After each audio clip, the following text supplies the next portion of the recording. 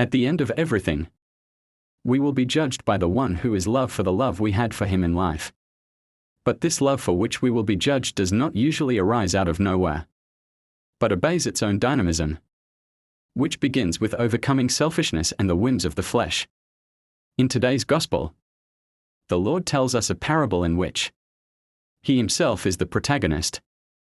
On the day of judgment, when all men, good and bad, will gather around him to be judged, Jesus will present himself as the sovereign king and unappealable judge, who will give each one the reward due for the love they had in life, both for God and for their neighbor. On that tremendous day, we will be judged by love, because it is to love that the entire divine law is reduced. Love God above all things, with all your heart, with all your strength, and your neighbor as yourself for the love of God. We learned in our catechesis. However, so that we do not arrive unprepared on the day of judgment, we must know now which paths and shortcuts to take, so that this love for which we will be judged may be born, grow, and, at the hour of judgment, not be ashamed to appear before the tribunal of Christ.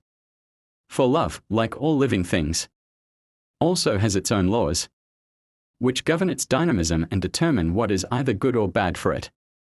This is why the Church prescribes that, during the time of Lent, Christians should devote themselves more fully to fasting, prayer, and almsgiving, since these are the three means or paths that we must take from the point where we are, in order to reach the destination to which we are heading.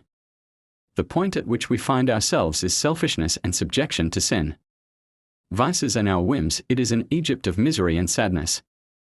The destination is a pure and filial love for God, a land of promise, of joy and holiness.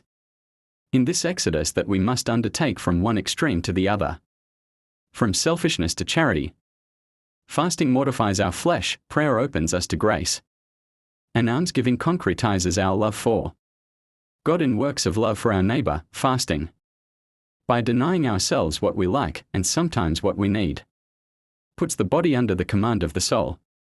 Prayer, by putting us more in touch with our misery, puts the soul under the dominion of God. And almsgiving, by mortifying our selfishness, puts us at the service of our brothers and sisters, so that by serving them, we may in fact serve God. Let us not waste time. Let us not put off the beginning of this journey until Good Friday. Let us advance without fear and trusting in the grace of God, who will help us without fail. And if we should ever become discouraged, let us remember with joy that the Lord's mercies will not allow those who have given God all the love they had in life to appear without love on the day of judgment. God bless you.